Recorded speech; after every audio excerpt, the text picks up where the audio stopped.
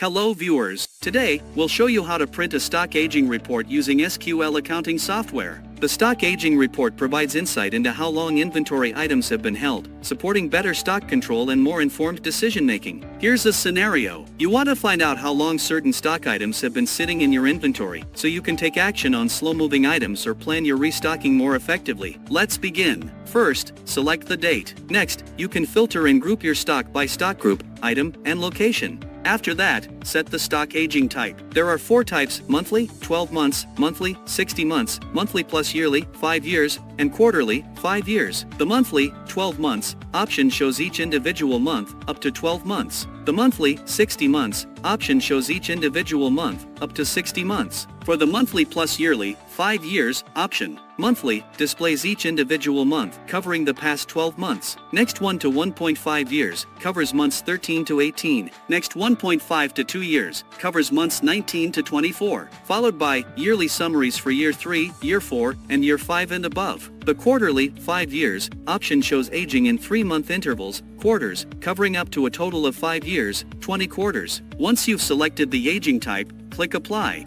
Then, tick Quantity or Cost if you want to see the aging by quantity, cost, or both. Choose the appropriate report format and click Preview. You can now print out the stock aging report. And that's it. We've successfully completed a stock aging report. Now, it's your turn. Try these steps and see how quickly you can get the hang of it. Thank you for watching. Subscribe to our YouTube for the latest videos. Follow us on Facebook to stay updated. Visit our website for important guides.